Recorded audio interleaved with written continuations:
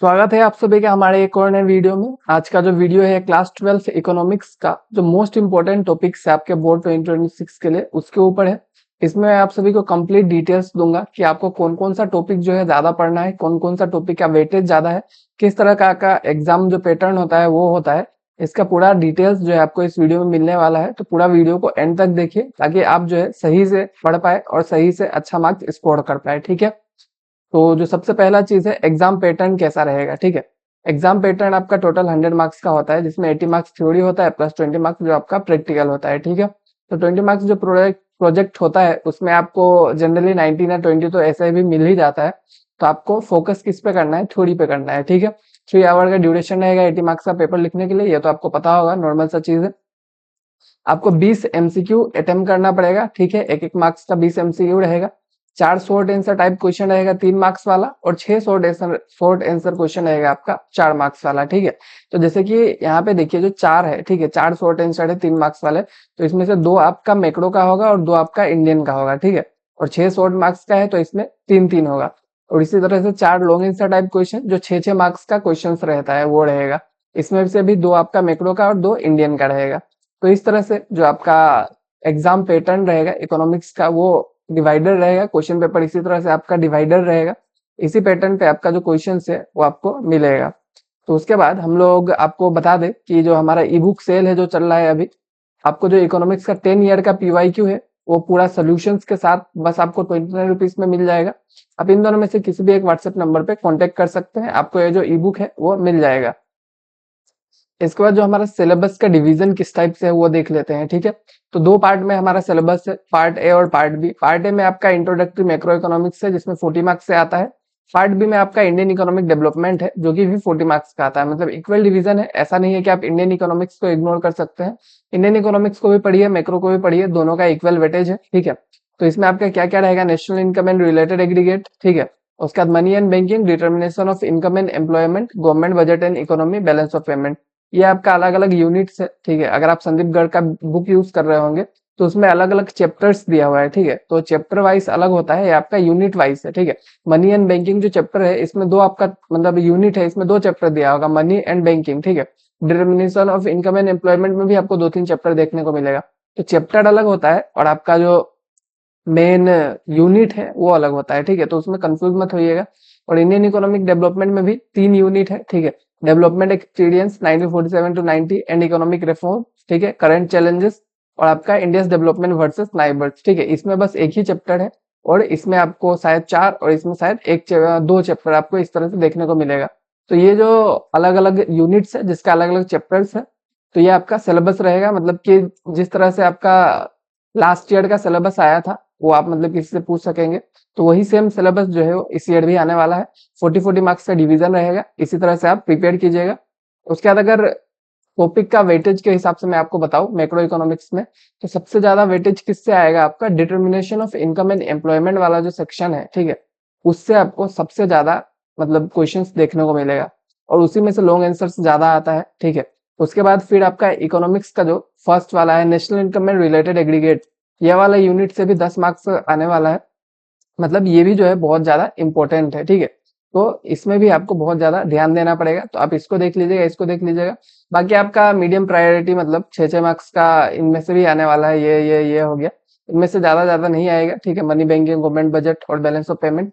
और एक्चुअल में देखा जाए तो इन दोनों चैप्टर से ये नीचे वाला जो चैप्टर है बहुत ज्यादा ईजी होता है। ठीक है, मतलब इनमें ज्यादा कुछ आपको मतलब लॉजिकल चीज नहीं रखना पड़ता है। ठीक है, ऊपर का जो determination of income and employment है और नेशनल इनकम का जो न्यूमेरिकल्स है, ये सब बहुत ज्यादा कंफ्यूजिंग लगता है लोगों को। तो मैं कहूंगा कि अगर आपको ये सब उतना अच्छे से नहीं आ पा रहा है, ठीक है, आप अगर एकदम ही नहीं कर पा रहे हैं, तो आप ऊपर से ज्यादा फोकस इन नीचे के चैप्टर्स को दीजिएगा, क्योंकि इनका जो कंसेप्ट है उतना हार्ड नहीं होता है, इजी टू अंडरस्टैंड है। तो इसमें अगर आप अच्छे से कर लेते हैं तो आप जो है ऊपर वाला जो गैप है उसको कवर कर पाएंगे। ठीक है, तो इस तरह से आप जो है इसका प्रिपरेशन कर सकते हैं। इसके बाद जो हमारा पार्ट बी इंडियन से देखेंगे कि कौन सा में ज्यादा प्रायोरिटी है आपका, तो 20 मार्क्स आएगा आपको इन 4 चैप्टर से। ठीक है, current challenges facing Indian economy में, human capital, rural development, employment issues, sustainable development, ये सब जो चीज है इनसे आपको 20 मार्क्स आएगा। ठीक है, और उसके बाद आपका development experience and economic reform वाला जो चैप्टर है उससे 12 मार्क्स आएगा। और आपका जो comparison with Pakistan and China है उससे 8 मार्क्स आएगा। तो जो लॉन्ग आंसर आता है उसमें बहुत ज्यादा चांस रहता है कि आपको इसी से एक क्वेश्चन 6 मार्क्स का मिलेगा और एक क्वेश्चन आपको इससे या फिर कहीं से भी दिया जा सकता है, ठीक है। तो मैं कहूंगा कि ये पाकिस्तान एंड चाइना वाला चैप्टर को आप अच्छे से पढ़िएगा, क्योंकि यहाँ पे आपको लॉन्ग आंसर क्वेश्चंस का बहुत ज्यादा चांसेस रहता है। बाकी इंडियन इकोनॉमी का उतना कुछ फंडा हार्ड नहीं है, ठीक है।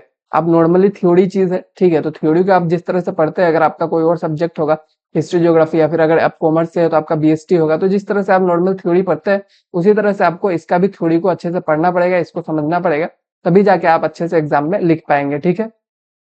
और उसके बाद कुछ स्टडी टिप्स दे देता हूँ, ठीक है। और ऐसा नहीं है कि मैं ऐसे ही कुछ भी बोला जा रहा हूँ, मैंने भी क्लास 12 इकोनॉमिक्स में 98 स्कोर किया था, ठीक है। तो उस हिसाब से मैं आप सभी को बता रहा हूँ कि आप किस तरह से अच्छे से पढ़ सकते हैं। तो थ्योरी का बात किया जाए कि थ्योरी आप कैसे प्रिपेयर करेंगे, उसके बाद मैं आप सभी को न्यूमेरिकल बता देता हूँ, ठीक है।